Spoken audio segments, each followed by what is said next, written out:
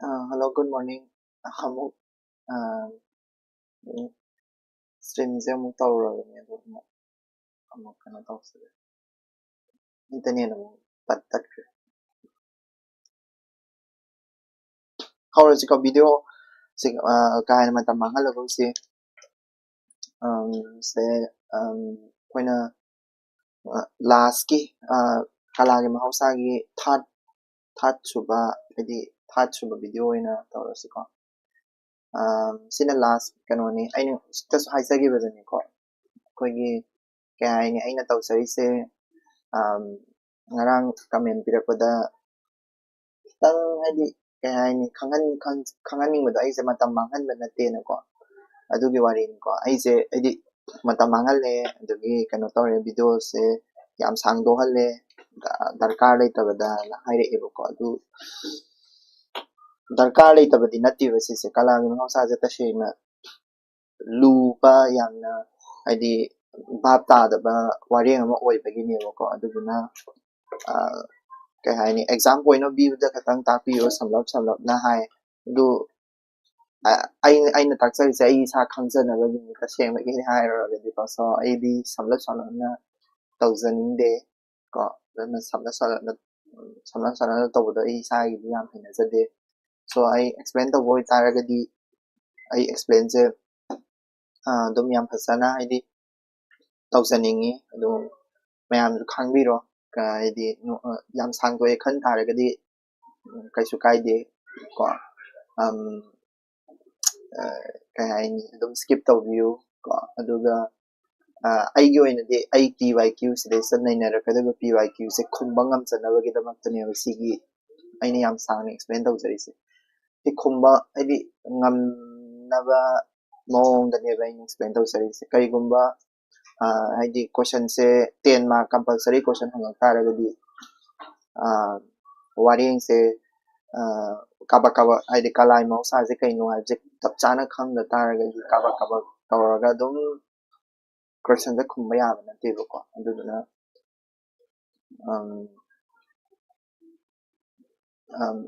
aigi wakhandadi aina tawjarise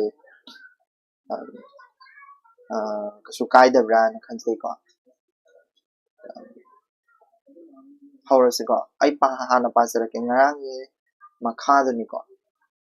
ngarangni makha pazarake ko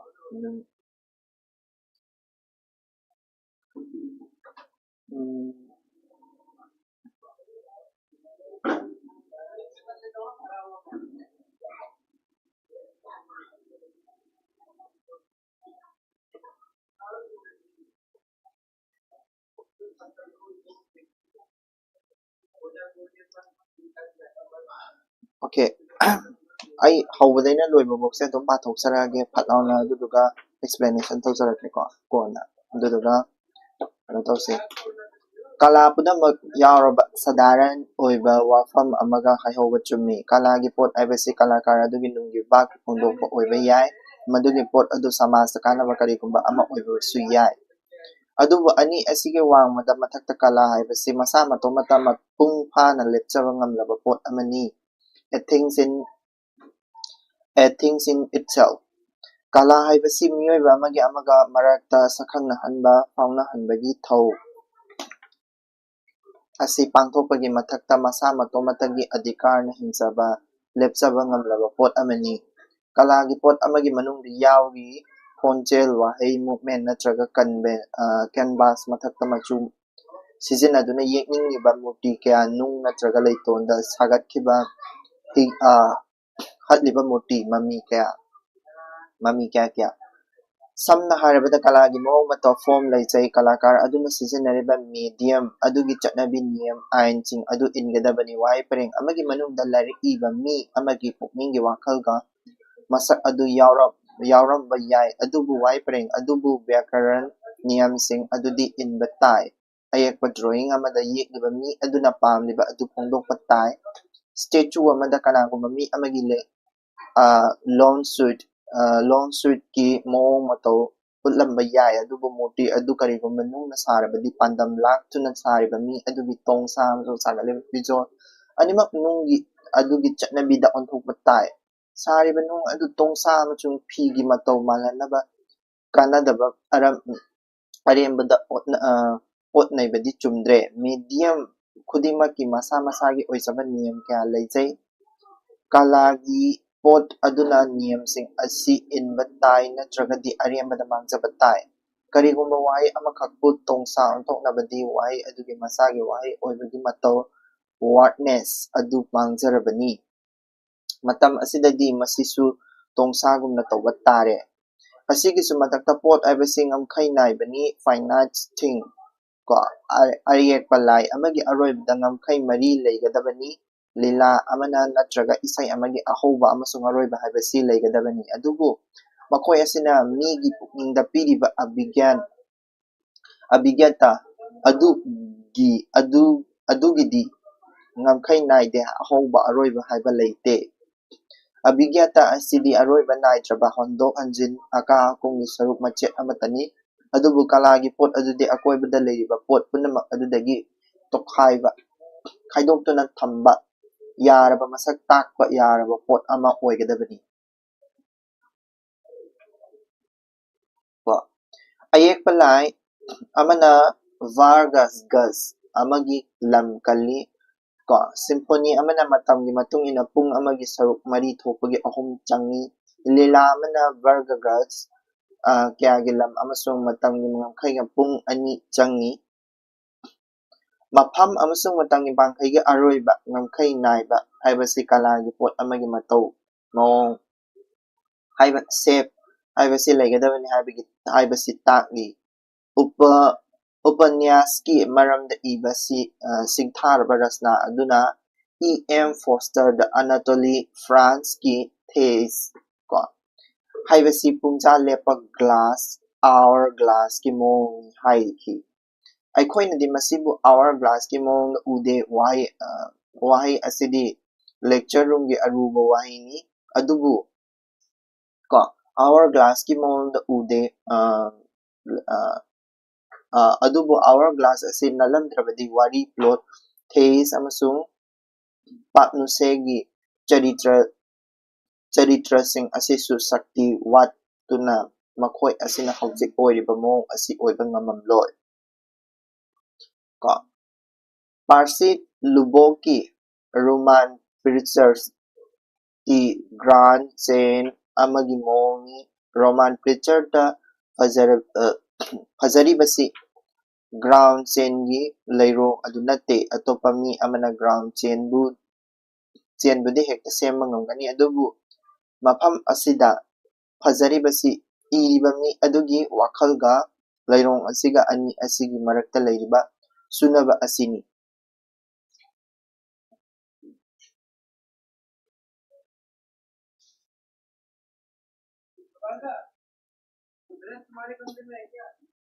ꯂꯩꯔꯣꯡ pattern ꯍꯥꯏꯕ ꯋꯥꯍꯩ ꯑꯁꯤ ꯃꯨꯟꯅ ꯌꯦꯡꯁꯤꯟꯕ ꯆꯨꯝꯃꯤ꯫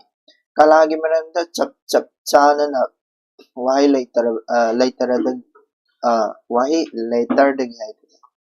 ꯂꯦꯇꯔꯗꯒꯤ ꯏꯕꯗ ꯌꯥꯝꯅ ꯂꯨꯅ ꯊꯣꯛꯏ꯫ ꯂꯩꯔꯣꯡ ꯄꯦꯇꯔꯟ ꯍꯥꯏꯕꯁꯤ ꯃꯤꯠꯅ ꯎꯕ ꯒ꯭ꯔꯥꯐꯤꯛ ꯑꯥꯔꯠꯁꯀꯤ ꯂꯧꯊꯣꯛꯄ ꯋꯥꯍꯩꯅꯤ꯫ ꯇꯥꯜ ꯔꯤꯊꯝ ꯍꯥꯏꯕꯁꯤꯅ ꯏꯁꯩꯗꯒꯤ ꯋꯥꯍꯩ ꯂꯦꯡꯁꯤꯟꯕ꯫ ꯐ꯭ꯔꯦꯖꯤꯡ ꯍꯥꯏꯕꯁꯤꯅ ꯆꯔꯤꯇ꯭ꯔꯗꯒꯤ ꯂꯧꯊꯣꯔꯛꯄ꯫ ꯋꯥꯍꯩꯁꯤꯡ ꯑꯁꯤ ꯑꯃꯒ ꯑꯃꯒ ꯃꯥꯟꯅꯕ ꯆꯥꯅꯕ ꯀꯌꯥ ꯂꯩꯔꯤ꯫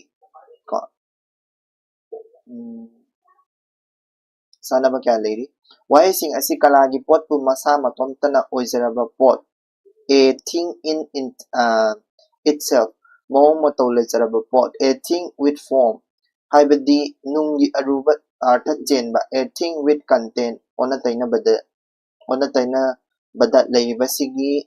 ꯃꯔꯝꯗ ꯅꯩꯅꯖꯅꯤꯡꯕ ꯃꯤꯅ ꯄꯨꯊꯣꯛꯄ ꯋꯥꯍꯩ ꯉꯥꯛꯇꯅꯤ꯫ ꯂꯩꯔꯣꯡ ꯄꯦꯇꯔꯟ ꯍꯥꯏꯕꯁꯤ ꯈꯨꯗꯝ ꯑꯣꯏꯅ ꯍꯥꯏꯔꯕꯗ ꯃꯤꯠꯅ ꯎꯕ ꯇꯥꯜꯅꯤ꯫ ꯚꯤꯖꯨꯑꯦꯜ ꯔꯤꯗꯝ ꯌꯦꯡꯂꯤꯕ ꯃꯤ ꯑꯗꯨꯒꯤ ꯃꯤꯠꯇ ꯎꯍꯟꯕ ꯃꯔꯤ ꯂꯩꯅꯍꯟꯕ ꯄꯣꯠꯁꯛ ꯀꯌꯥ ꯁꯦꯝꯒꯠꯍꯟꯕ ꯉꯝꯃꯤ꯫ ꯂꯩ ꯑꯃꯒꯤ ꯃꯁꯛ ꯌꯦꯛꯄ ꯑꯗꯨꯗꯤ ꯆꯨꯝꯅꯒꯤ ꯂꯩ ꯑꯗꯨꯒꯤ ꯁꯛꯇꯝ ꯌꯦꯛꯄꯇꯅꯤ꯫ ꯕꯣꯇꯥꯅꯤꯀꯦꯜ ꯃꯔꯣꯜ ꯀꯌꯥ ꯈꯪꯍꯟꯅꯕ ꯆꯨꯝꯅ ꯌꯦꯛꯄꯅꯤ꯫ ꯑꯗꯨꯕꯨ ꯂꯩ ꯑꯗꯨꯒꯤ ꯃꯑꯣꯡ ꯑꯗꯨꯒ ꯃꯥꯟꯅꯅ ꯅꯥꯀꯟꯗ 3ꯂꯛ ꯍꯟꯅ ꯆꯦ ꯑꯃꯗ ꯌꯦꯛꯊꯣꯛꯂꯕꯗꯤ ꯂꯩꯔꯣꯡ ꯄꯦꯇꯔꯟꯒꯤ ꯈꯨꯗꯝ ꯑꯃ ꯑꯣꯏꯔꯕꯅꯤ꯫ ꯑꯗꯨꯅ pot ahum khakki marakta lainariba mari adu puthokpada natana lay ahum aduga yekningba che adugi aroiba mapanga lainariba mari adusu puthoknabadi aduga aduga matang asida lainahaliba mari asidi thoidokna botaniga amuk chumsinnadrabasu nungaiba natraga nungaitaba yai kalagi pot amagi mawong mataw layriba makai madugi layrong amasu laygani layrong haibasi mawong mataw sep haibasiga manunda layba saruk amani mawong mataw sep aduga machesing aduga su amaga mari laynahangadabani kalakarna form ama mawong mataw form and shape pamjabadagi kala khudimak ahanbadadi hek ubada ngakna thokpa yaba chatnabi kayamuk polai kabisingna sonnet haiba khangnaba mawong mataw shape ama karigi puthokadoribano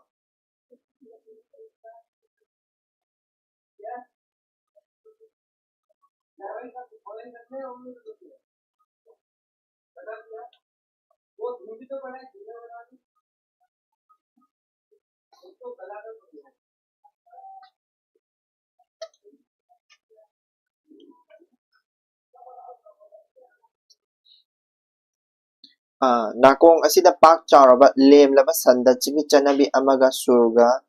surna yahengadoribano kabigi wakhal adu pareng 12 natraga 15 da chapchana phongdokpa yarabada Iambic pentameter gi pareng 13 sizinarubagi thudokpa kanaba karino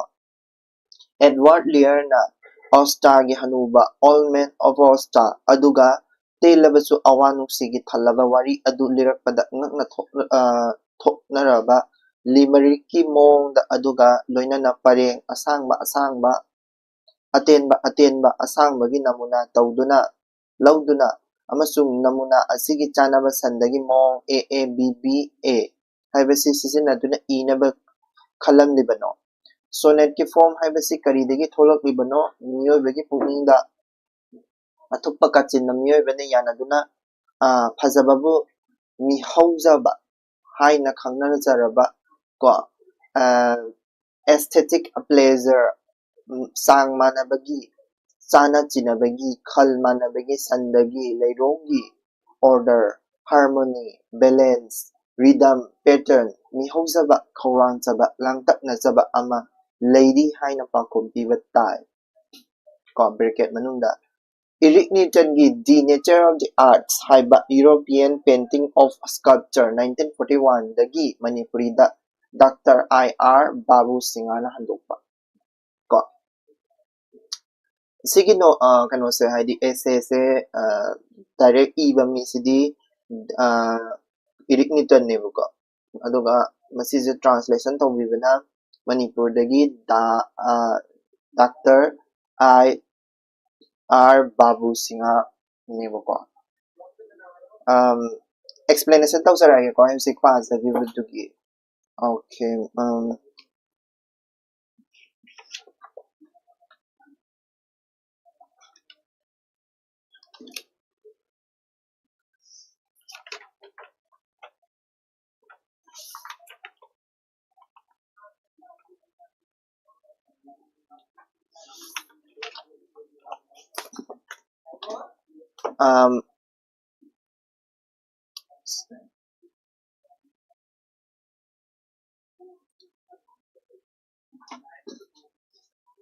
Kalagi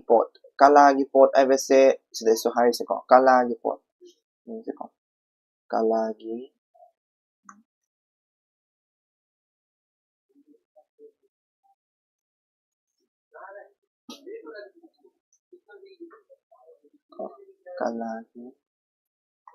Kalagi pot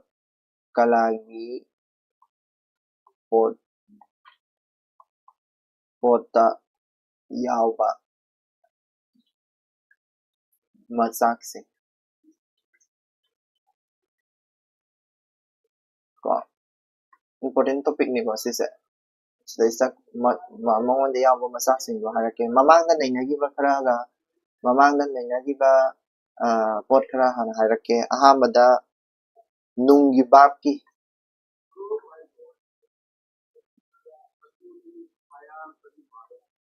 nunggi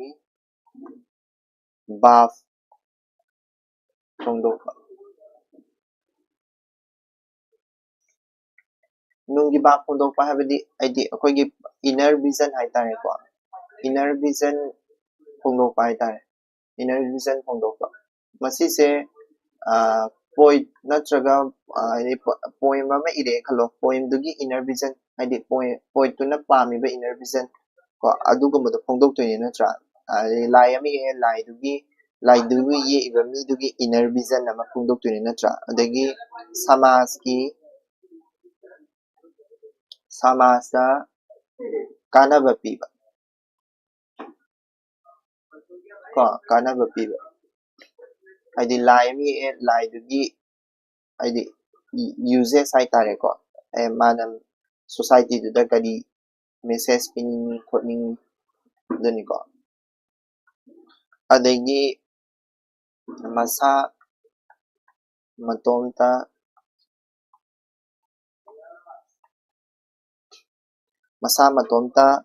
mapung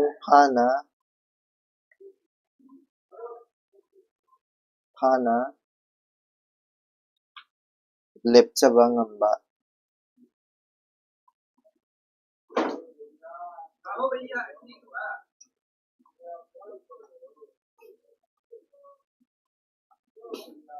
ko masa matomta mapung phana lepchaba ngamba masisina kaino harakanda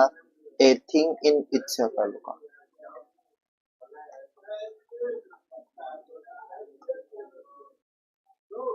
adagi remember for the ko ngamkhai naiba pot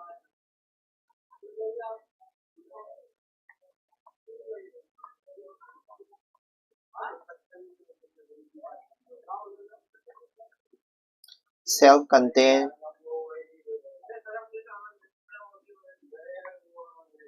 finite thing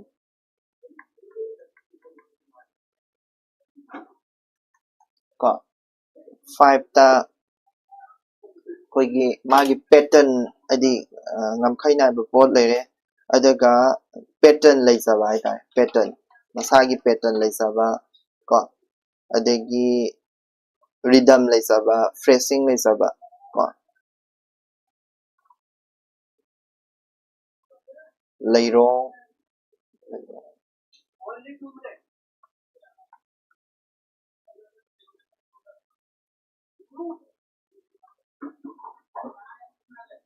leirong ko adagi tal ko wahai lengsenba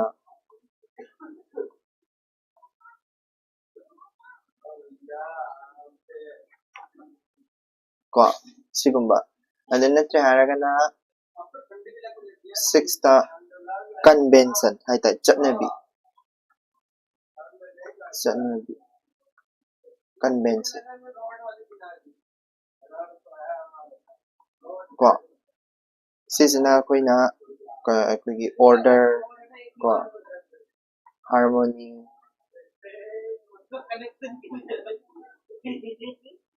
aduga balance rhythm ko pattern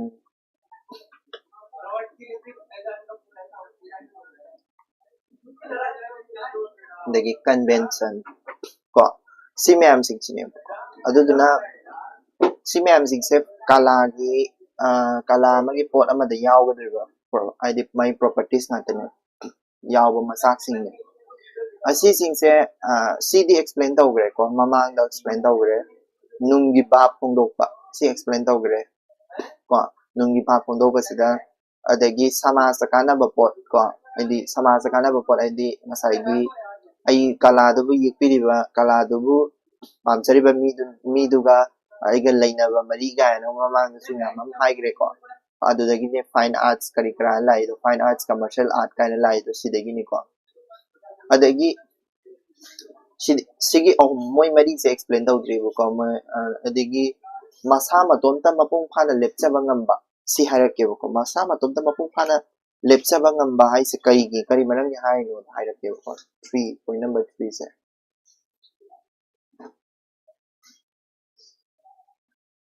point number 3 se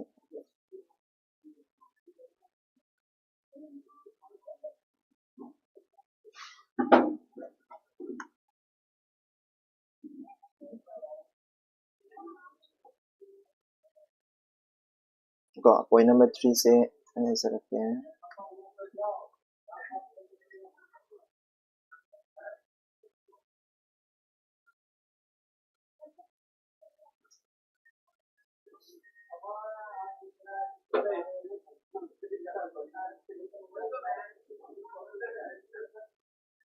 ko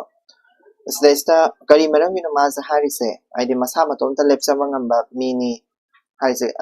masama tom da mapung phana lepsa mangamba pot amani hari se kari marang gino explain taw sarakye ko habedi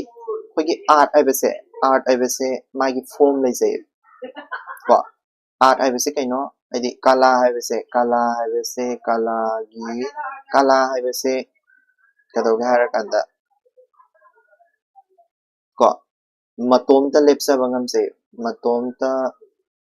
matomta lepsa bangam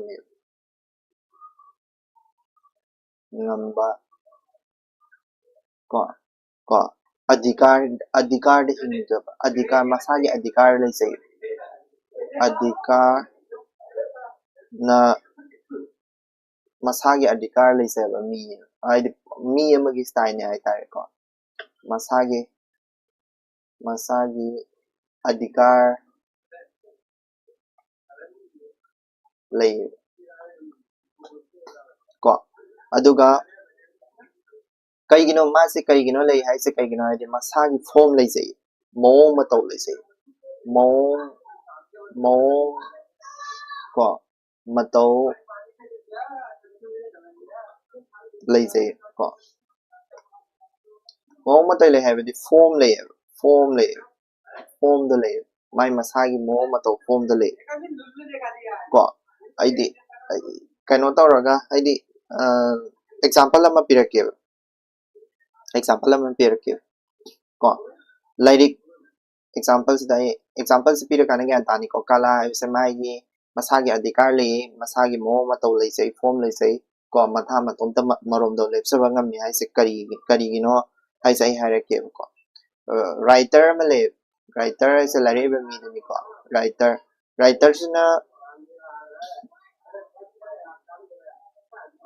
sina magi wakan sida kogi thought ama khale thought se kai no express to hai ko express to hai kari da express to hai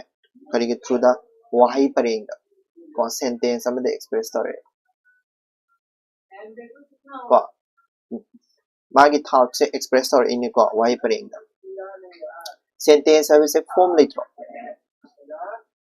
magi structure litro sentence ki structure litro form litro adugi form dudi kaino what is this form dudi kanana ta e hai ge grammar na tak to grammar hai sina sentence tugi form structure lay ja to ado writer ki thought chidi akoi ki kai ni express or any kanana sentence sama de express or any sentence tugi form lay say sentence ki form sina kanana tak to ba grammar na tak to ni ko adu duna si sentence hai je medium dunia magi medium ko grammar hai sina medium dugi medium gi niyam dunia niyom hai ko medium dugi niyom dunia meaning di kaino hara kanda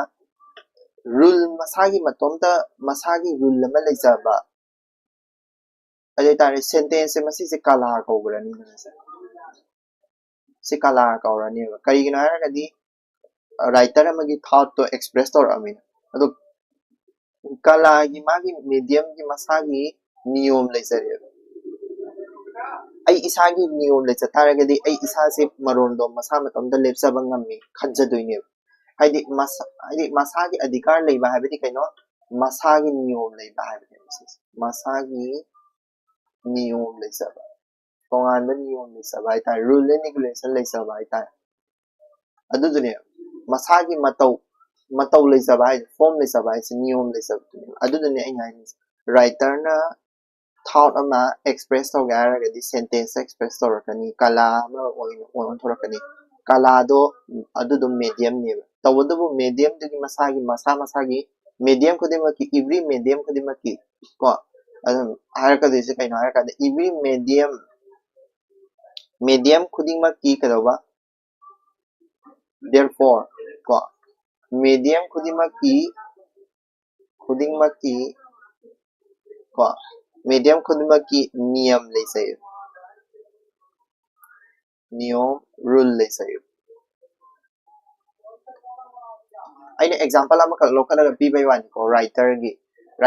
thought se kadawa express on hona the sentence tapi do sentence have se masagi niyam leisay sama nei ko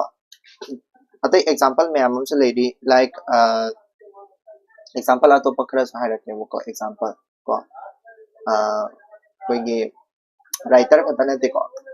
example amaga pirake drawing ko ayek pa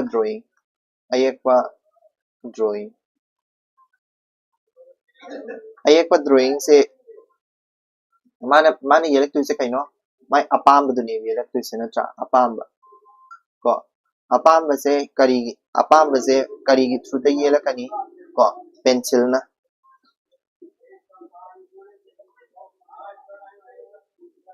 ko pencil na yelek tu ne pencil na yak pa se masi pencil se medium ne pencil na yek tu ne ko pencil se medium ne but pencil se yek na bagi akoi sketching rule leitro sketch to na bagi sketching rule masagi leitro maduduna magi medium gi rule medium gi niyam medium rule loi leini ko ayek pa drawing gi oigera adigi statue gi oigera statue da su leini ko statue da su koi gi kana hai ni manas de example pi beda hai se statue me ye men's lawns ko lawns abdi lawns statue amagi lawns su ye mi amagi ko ye tu ne ada means mi du gi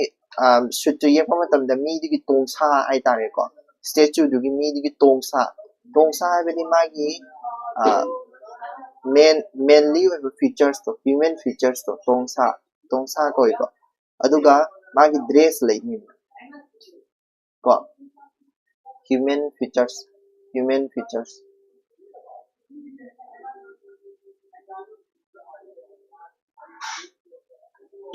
tongsa ko aduga magi dress su leini dana masi se kari da tan torok to no sise kari na yek to no moi se stone na yek to ne nung na yek to ne stone se medium ne ado stone do kari don thokrani sigi tongsa dress se nung don thorkane ko stones way hai tai stones way habedi tongsa do thotho lawo tongsa di oira roi dana nung du gi tongsa olani dana adegi dress to phara ga nuksit na ga haiba matam na phara haiba dress di oira roi ba kari gi nung na oi do roi ni adu dana nung du gi way da wina chatli haiba ni adu medium's way hai tai ko medium du gi way do ina chatli adu dana kadogi hara kanda masigi hariba ngasai gi writer gi sentence ko drawing ko adigi drawing gi pencil na ye but kano do adigi statue gi stone ko hariba sing chi masa gi masa gi loina ma rule lei sa banga tane ko aduduna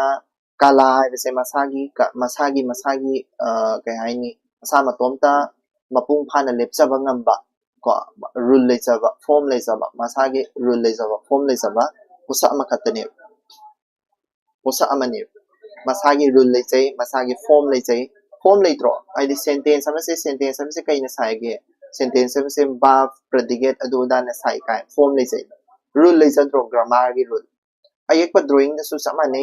pencil sketch kamai tawni ko pencil ji magi lit kai leisa dro ai point HB pencil kai lei ko point adu ki pencil ni point 5 point 7 adagi 1 2 3 kai lei dana ko statue stone disu stone gi makhal lei sai natra Taj Mahal hai se marble nani adagi atop stone gi makhal lei magi form lei sai masagi stone just mine hakadabni khotkadabni rule lei sai aduduna adugumaina lei sabado masagi thought process to di manade dana thought process to di kay haini ai bana natraga statue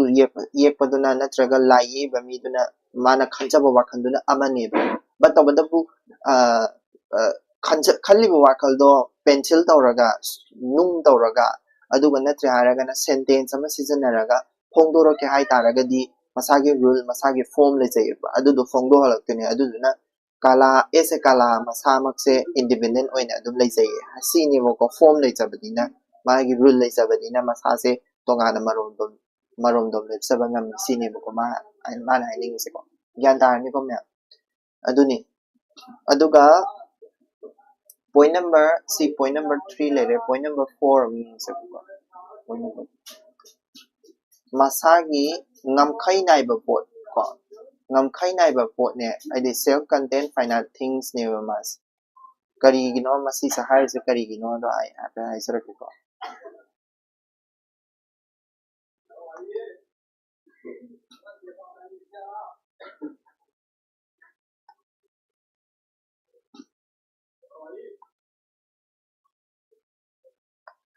okay ngamkhai naiba pot ai se kai no mu ying se ba khoi gi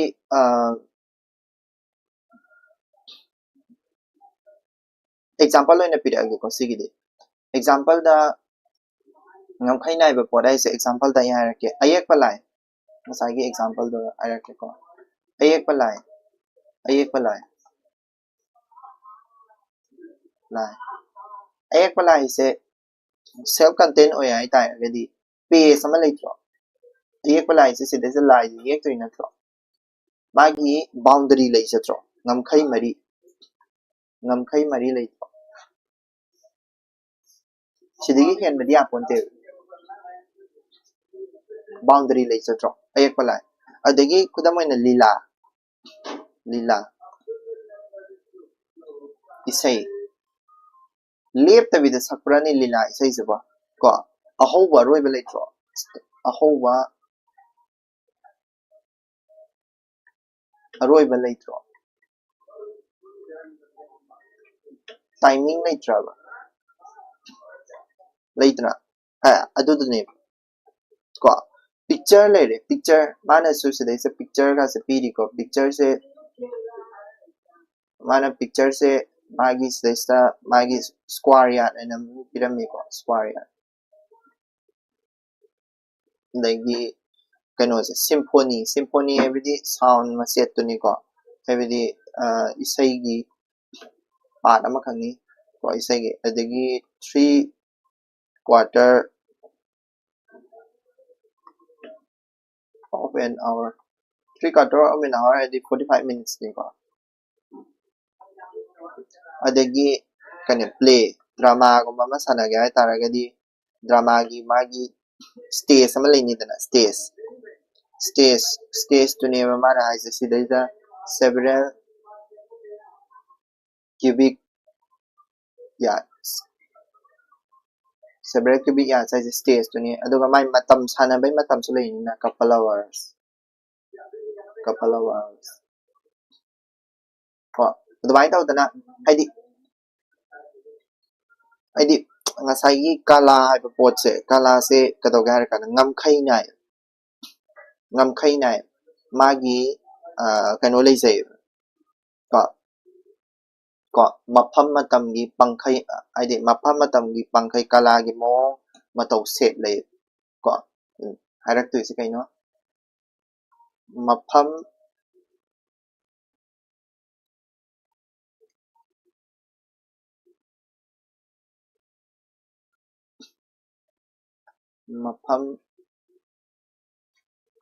ko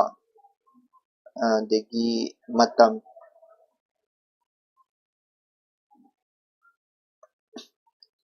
pangkhai ko pangkai layeba mafam matamgi pangkai lay maram aduna kadoge da kala se kari lay harani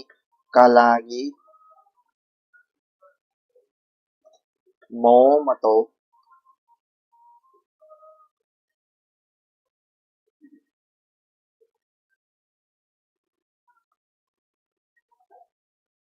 shape lay ko shape lay masigi explanation hai tare masigi explanation da shape lay habis da magi explanation da mana example atopa ma yam phajabe example am ka pirami ko example se kaino ara kanda khoigi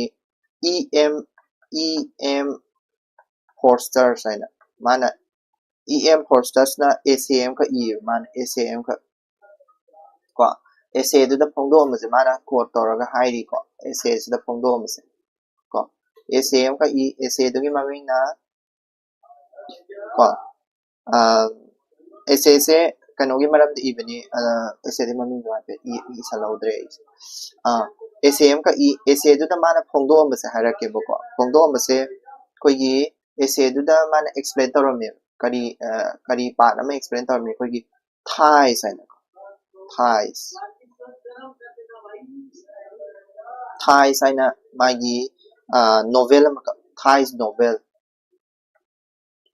written by kanana iba ko Anatole France na iba ko Anatole France na iba ko Thai have Nobel mana explain torome EM Forster na kay haram gyara kanda mana explain tawsida khoigi masigi Thai have Nobel se explanation se mana explanation se kamai tarang gyara kanda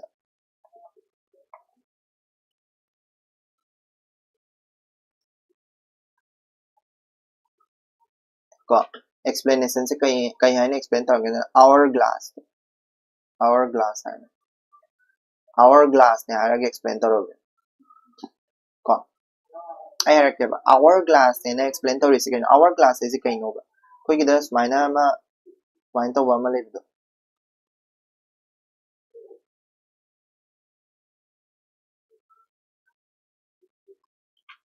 smain to ba ma leida sen toraga sida sen toraga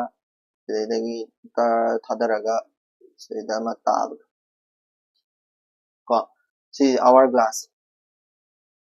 Thai Nobel se happy wari em liar ke Thai size kaino Thai size se sidai yar se character se Thai size nupi malaini ko oktabi nupi yam phajaban nupi di oidin ko oktabi nupi di oidin aduga kaino siga akoigi pa new size na akoigi Thai size na oktabi nupi orani courtesan nupi orani pa new size na mong ni ko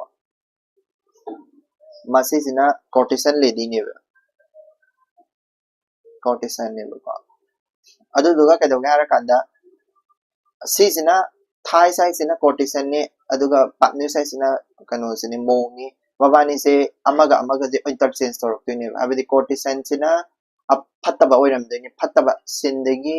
afaba spiritual oibada laktoine ba abidi courtesan sina afaba mi olaktoine partner size sina afaba oirambadagi phattaba on gidoine ba ko aduni den hourglass da so koi kai hai ni inter process mana ama da change tawi dana ko hourglass ki type that mana explanation the Forster na explanation tawram me hourglass ki type da Nobel sigi magi shape se Thais Nobel sigi shape se kanana ta kya kanda shape se igi hourglass na type meaning se ko habidi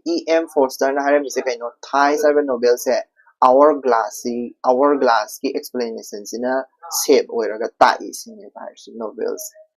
meaning di akoigi shape ama akoina hourglass se mana explanation da haram yauram dagi akoigi Nobels gi magun se amuke ne henkalale amuke hena magi mo mato se khange Nobel se kari no habse amuke hena khange madudune ba mana hainin ko sisi direct ai no panga haisa menati ko sisi direct kaino da yawo potuni essay sida yawa potuni buko hourglass sina explanation to bodagi queen sagi thais novel have say amuke hena gyan ta hanba amuke hena yam phasaba hourglass is a novel sida yawa dina te but to bodu hourglass have sina shape magi structure do oiraga ngasagi novel se explanation to bo matamda gyan amu hena ta badu aduduna magi ngasagi thai novel se say our magi shape say hourglass tong tawe khanari ni aduduni ko mana hai se example ni ko atope example ama mana p essay se atope essay masu mana e ko atope essay masu mana e ko ko sige essay sige explanation hai ta atope essay masu mana e essay masu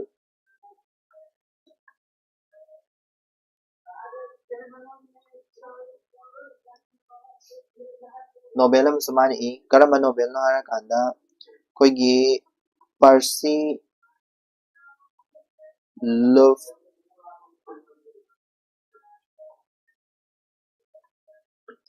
roman picture hai na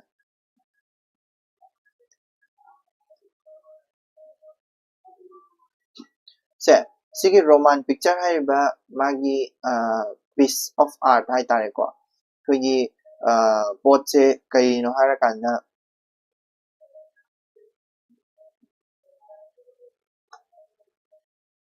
ko Percy love ki roman picture hai se mana explain to se kamai na to ge explanation ko explanation se kamai to ge da hai ke explanation se mana explanation to ram se mo se kai no ka kai mo to ram ya kana grand chain aina explain to ram ya grand chain hai bidi kai no hara kana ko gi country ki dance amane dance makhal amani ma se dance makhal se kamai to ge hara kanda roman picture hai se akogi part of the story ama kakni ko story ni roman picture hai se ko story ama kakni ba di historical story ama kakni hai ba grand chain hai ba dance se kamai to gyara kanda akogi nupa nupi me ama smaina khut lo na ra kanda akogi round shape ta nupa nga nupi nga smaina to na ra kanda nupi sina amuk sidam chatpa ko nupa je ju sidam chatpa matang smaina ga to na ra ma chain ama semnei dana hai dis maina ama dam chatpa si dam cross tawraga nupi ama dam chatpa sigi nupa sina amu nupi ama dam chatpa smaina matang smaina chatnaraga smaina ma chatnaba dance makhalam lebido du grand chain ko ai di nupa siga amu dance to minara nupi siga dance to tawrani mabani thadonga nupi dana so opposite side da chakrani nupa sina opposite side da chakrani matang nupi siga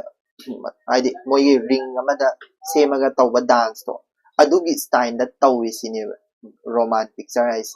sequence ama da chatli haibani meaning di sequence ama da chani aduna roman picture ji magi shape se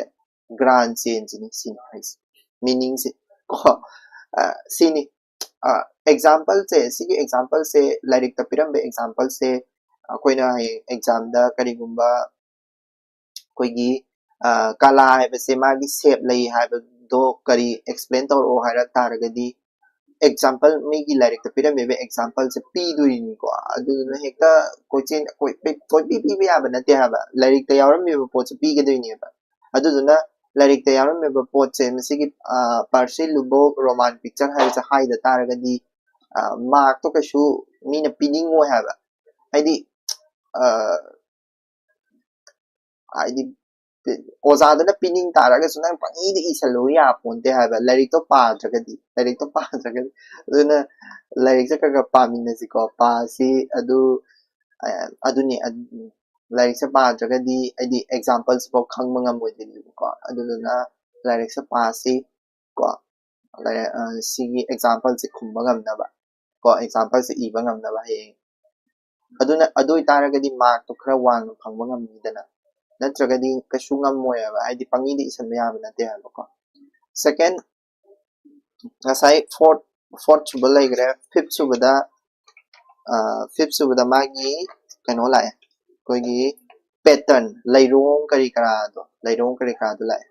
ꯂꯩꯔꯣꯡ ꯀꯔꯤ ꯀꯔꯥꯗꯣ ꯑꯃꯨꯛ ꯌꯦꯡꯁꯦꯕꯀꯣ 5 ꯂꯩꯔꯣꯡ ꯇꯥ ꯂꯋꯥꯏ ꯂꯦꯡꯁꯤꯟꯕ ꯑꯗꯨꯒꯨꯝꯕꯗꯣ ꯀꯩꯅꯣ ꯑꯃꯨꯛ ꯌꯦꯡꯁꯤꯀꯣ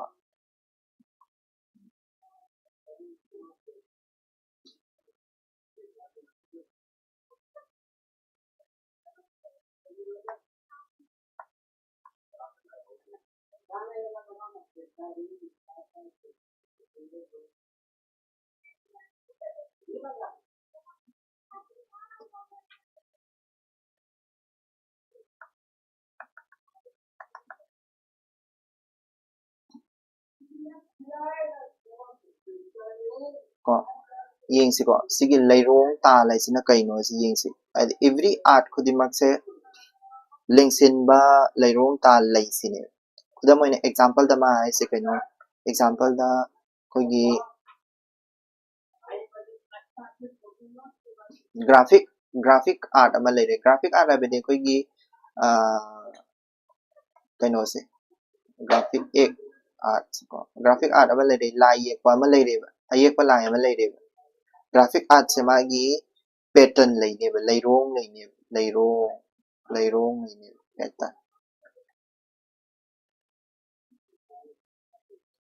pattern माना पीबे एग्जांपल दो यहाँ रखे को ग्राफिक आर्ट लैरोंग पैटर्न लेने को पैटर्न लेने एग्जांपल दो यहाँ रखे को ग्राफिक आर्ट लैरोंग पैटर्न से कमाइन लेने ऐसे कोई गी लई अमा लेरे को लई अमा लेरे को लई अमा लेरे लई से कोई गी चे में द येक तो इन्हें को चे सिद करी उई हाई तारा कदे कोई ना फ्लावर अमा उई लई अमा उई को लई अमा लई अदुगा मागी botanical को मरोल आइदे botanical features सु ताएबा मरोल हाई ता मरोल हाई को सिद मणिपुरी दा मरोल botanical features सु ताएबा लैजिगी करी पेटल ले अदगी सेपल्स अदु दा लीफ ब्रांच को स्टॉक का लोई लई अदु ताए ग्राफिक आर्ट को पैटर्न नो हाइरके को सिगी लैसे चमनबा लैसे सिगी चमनबा लैसे अइना स्वाइन ये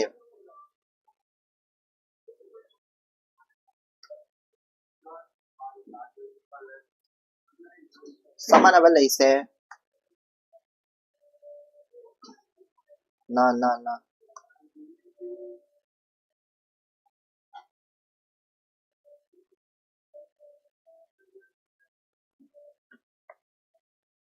चमनबा लैसे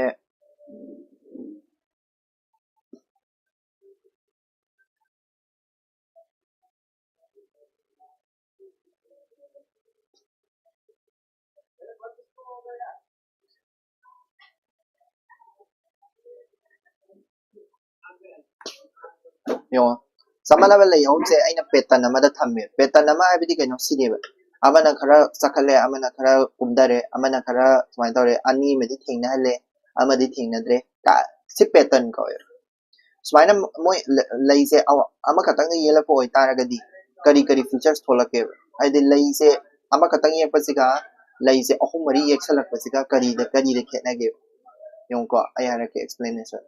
लैसिमा लेरे को मागी botanical features तुम लेरे को अदगी मागी shape लेरे shape तो बदि ngasai लेगरे को अदुगा करी अदि ngasagi pot ahum leidana ngasagi lei ahum gi mari mari su leire to aduga muk kare si leisi madi mayai apet sangla lei sigi corner siga nak nei ka adagi sigi leisi madi sigi corner sigi maya da lei ka na ko sigi kano pit sigi hadi lei sigi ma de paper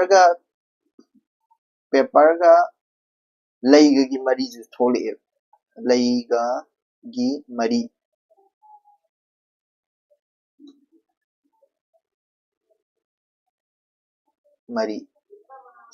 को अदगी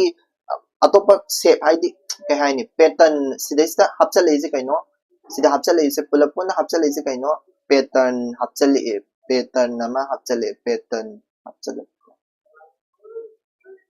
hana leirambadagi pattern ama hapchale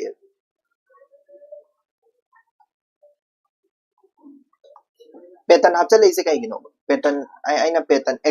explain taunabane pattern hapchale hapchanbagi maram ko maram hai taragadi potse haidi pattern hapchale ise kaigino maramdi explain taunabane explain taunabane potse haidi as masigi lay yekpa picture se explain taunab hona matamda ai pattern hapchandaba yade pattern hapchalakne explain taunab hona matamda aduduna art ama kala ama koina pochi yenge kala se pochi yenge hai taragadi koigi graphic art ta pattern hapchalakani kari marangi pattern hapchalaktoiba ko kala neinaba mina pattern se maramdi explain tauba kanana explain taudiba kala kala neinaba mina explain taunaba honaba matamda pattern se hapchalakani samane ko example atopa dasu lai graphic art khata nate mesina aina explain se graphic art ta tawbai wani koigi kanoda koigi isaida ko isaida kari lai isaida rhythm lai ko tal lai koigi kaya ni rap song kai lai ko ade rap song do pattern ama lai jana rap song ai thima tamda koigi sur sare gama pa kai do adugi pattern ama da dum chalam doini dana ko tal isaida na tal lai ba lai rhythm ai ta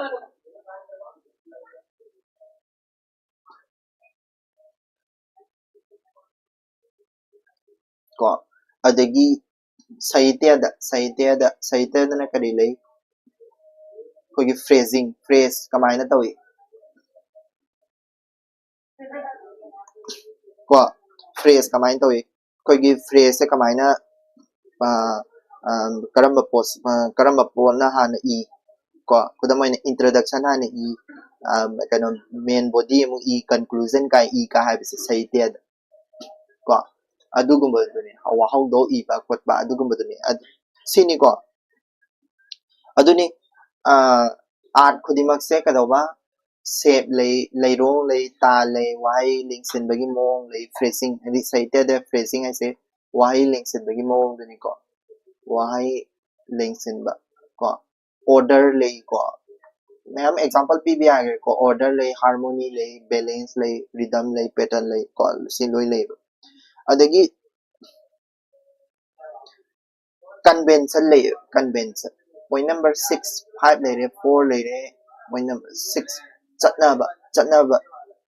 chatnaba natraga chatnabi hai sai ko chatnabi lei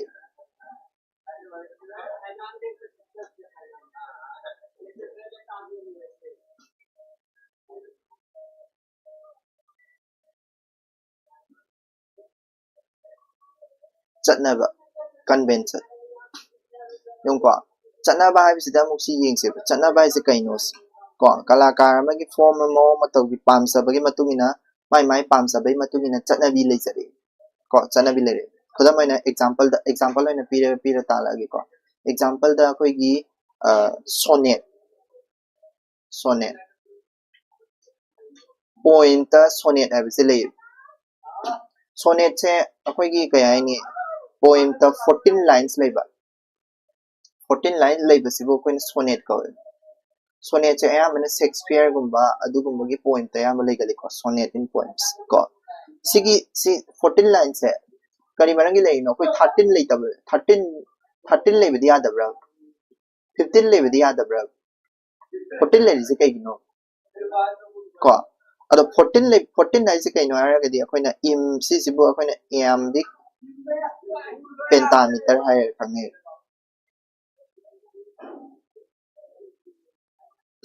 iambic pentameter se wareng du su yawbani ko iambic pentameter hai taragadi akoina kai doge hara kanda iambic abani kaino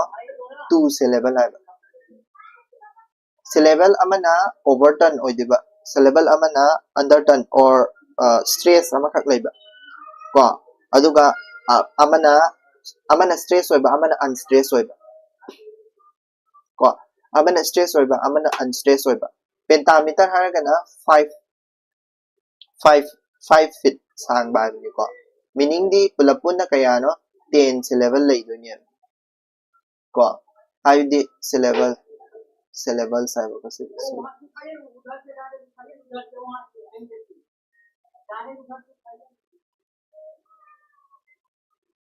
ko aduna iambic pentameter lay ba iambic sonnet point ta iambic pentameter lay ba taragadi se level ani fit mangagi se level ani lay habadi 10 se level lay ba adugumba line naman sa do ni 10 se level lay ba line naman the moigi sonnet ta pa ba matamda koina koigi se level ani se u a sanabise ko ab sanabise ab se moi tara lay do ni ab moi tara lay do ni ko ab en ko aduga kadawga harakanda gasagi a sina stress oidoine ba b sina unstress oidoine habidi amaduna wang na thangatpa a kaina thangatpa aduga amaduna b ko unstress oibo ko adumaina sanaba natre haragana mana example atopa ma pirami sonnet nataba ma example pirami mana kari piram gara kana edwards ki limerick ana limerick ai su magi 5 line points ni ko 5 line point ni nokningba yamna nokningba edward ki limerick 5 lines point ni ko 5 line point ai su ngasai gi a b a ko smaina sigi form da lay doini ko adagi sonata kaina lay sonata form lay ko masi su music ni ko adamain tawdana mayam ama makhan mayam ama lay form makhan mayam ama lay ko adu masigi form mayam sigse sisi by convention ne sisi id convention ni mayam na yana bane mayam na yanaraba convention ne masise lay tataragadi mi amana tawning ba mayam am tawrok pa yare adu taragadi adudi tawgumsi id convention oina mayam ni yanaba photo oina tawnasi convention oina thamsi masisi di fine tawrasi haina thamgi bai wari ni phajabado kari maramgi thamino maramdi karigino haragadi akoigi manasu sidai saharami aesthetic pleasure fangnabani ko aesthetic pleasure nungaiba aesthetic pleasure fangnaba aesthetic pleasure fangnabagi damakne moina convention thamamis mayamni yanaraba convention ama thamamis aesthetic pleasure fangnabagi damakne aduduna ma aise kaino sonnet limerick sonata kaina fly chanabi mayam ama thamamise mayamni yanaraba convention mayam ama thamamise masi id phajabado hena mapung phana phangnabagi damakni sine ko haris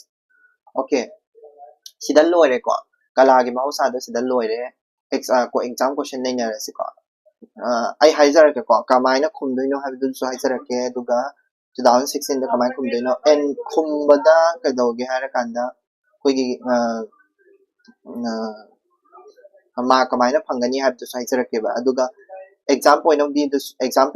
do no sisi da laktoini ba exam point of view singa sai aina explain tawjaragi ma'am do sidai do loi sijinar ko yengsi ko kalabu commercial arts amasung fine arts haina makhal ani thoalibasigi maru oiba maramsing irik nitungi miyenggi matau in iu 2016 da hangi ko chapmana basigi 2016 da hangi ba question 2021 da chapmana na hangi ko masidagi kalabu commercial arts amasung fine arts haina makhal ani khak thorak hali kala makhal ani si karamna thorakibagi amadi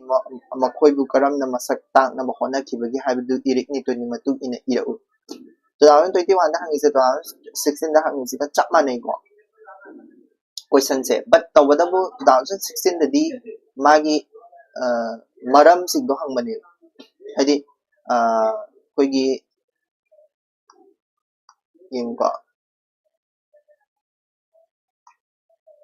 commercial arts ko commercial arts siga ko fine arts siga mabani gi makhal ani tholakpagi maram sing do hangbane maru oiba maram sing si lari padana di khangoiba ekta khumjan maya bana te aba pangpad ai ese awtang round of paraga khumba ngamgada na te aba si manung hanjan ba question ne aba adu duna ni ai ngasa ai matamangan menan te bai gi ko se lana di law ko matamangan menan te si khumba ngamna bagi katangi ne question si ko ai harake ba no ziki kala se fine art samasung kaino oina haidu chilere kalakar ama se kaino commercial art sama oina ko adu duga fine art sama oina khaidokpagi maram se kaigino haragadi ko ko mapu da yamna nonjaba adugumba adi kanoda form da lakona asai balancing to digi hairaktoine balancing karai sakre se da ista balancing ama laigebdo to balance to wise ko putho haiba pot to putho patai masada su minam da bata tawroi da masada su minam da batai putho haiba pot to putho patai adoi taragadi mapuna hairakpadu su master gi haibu su in batai aduga mana ye iba kala du ye ibagi maram dugi course dugi maram da su maje kano to batai na mane explain tawra ani ko adugi matung ina kala se kadoba commercial arts fine arts ana khaidore adugi matung ina adu magi khena bado hairani example pirani ko adigi aidi kamaina fine arts ki meaning sina kamain tawi kai do adu pirani example do ko afaba fataba su lei magi kai se pirani sigi ma'am sin haidoini aduga tunga sigi comparison se Giotto 14th century Picasso 20th century amana naturalism and emotion amana cubism gi magi kano se sigi Picasso ga Giotto gi comparison do adu su piram doine ba adu su example na piram doine amana fine arts ni ko amana commercial arts ni ko adi kano do adi advertisement yakshan bado adune adu bog yauna adi pa da ba yaro pa adi question je khongya de chamani ko si dasu kalagi makal ani si karamna thorakibagi amadi makhoi bu karamna masak tuyo makhoi bu karamna masak tak pagi adi ngasai Giotto digi kano Picasso gi photo hairak tuine masak tak pagi hairak tar ko adagi mana commercial aiba de advertisement da hapu kaina haiba part ko chitu advertisement da hapu kai yung kari maram season na bagi maram da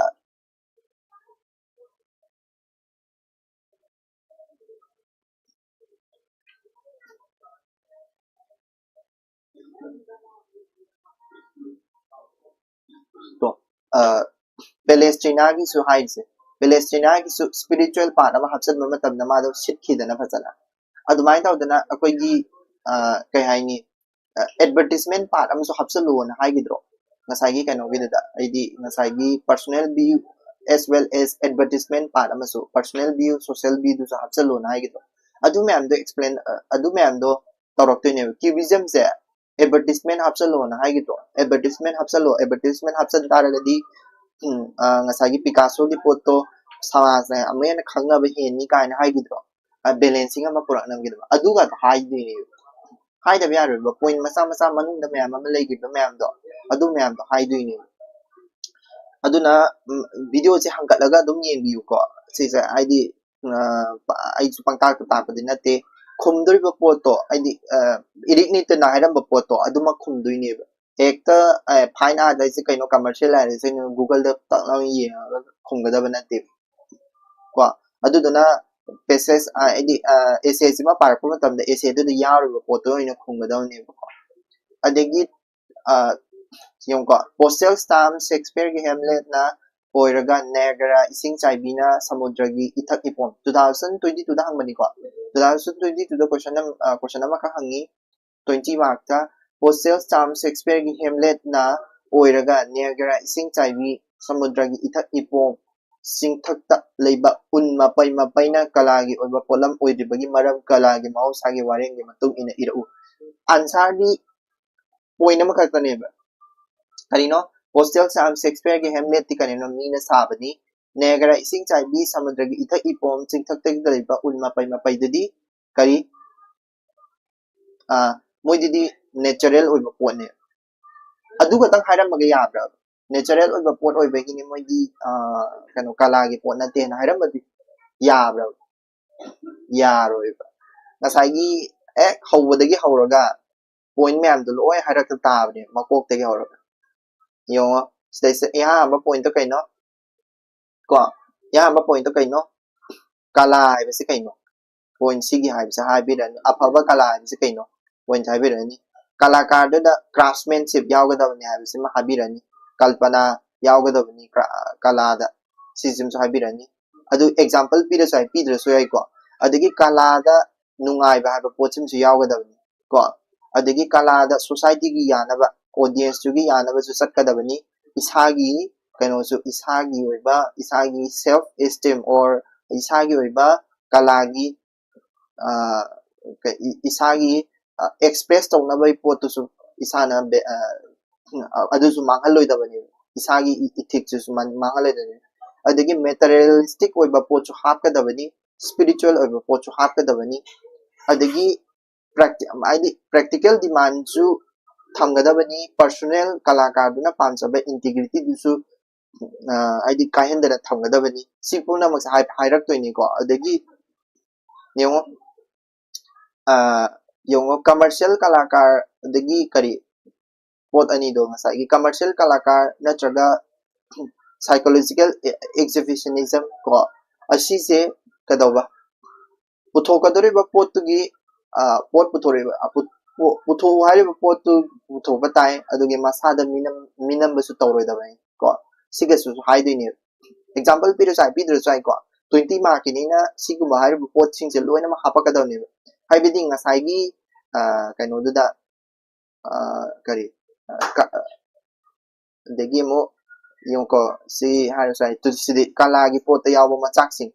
nungi ba pungdok patai samasa kana ba pi batai masagi matong da mapu phana lepchaba ngam batai ngam khai nai batai leiro tal wahai leising batai chanabi le bata chanaba le batai hari ba pot khudi maksa sigi pot de yolo yawni postal stamp sigi postal stamp de yawni Shakespeare gi Hamlet de yawni ko adubu negare ising sabi de yawadra yawdre samudra gi ithak ipom de yawadra yawde singthak ta leiba un mapai do adu de yawdra yawroi aduna kala gi oiba potlam natrini haina conclusion da taranda nasagi pochak mayam jing do yawi yawde haise haina ra kana last masina maram ora kanda kala gi pot natte hairibani haidui ko aduga postal stamp Shakespeare gi Hamlet chena kalagi po ni heibani haidui ba aduduni magi kala da yawa mapom machak taruk che explain tarok da ne sigi last ki taruk che ni ko nunggi oiba bab phongdok pa adagi sije oin ira sai last ki point taruk se phana explain tarok su yai natre haraga na pura whole pera kano digi ngasai gi whole essays gi summary ma ira ma su yai ko with example or without example pi ge su yai pi roi su yai do example se de ya example jing si pha ta khara di pha da di sung ya ya ro ko explanation taw ya ta ga di example jing se pha ta explain taw na ba gi da explain taw da chang ba example jing se pha ta sigi picture aina ga happy be picture me am jing si ko si se khangba ta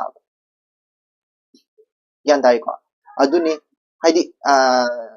question se ahum kakta hangra ra ga su aruba question lak panina karigumba si se 10 mark ki question da la yen khalo sukso soina khungada ba question oiren khalo 10 mark ai hunto kadra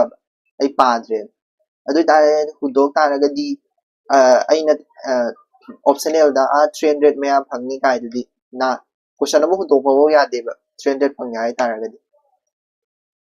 ko compulsory question khudima loina me attempt to gada ne aduduna paraga chasi oga ithoga thamsi question se khumba ngam na bagi damak to ko masidesa singa sigi di sida lo selase aduga hayeng na lan tawsi ko lan ꯂꯥꯟꯗꯣ ꯀꯔꯤꯅꯣ ꯍꯥꯏꯕꯗꯣ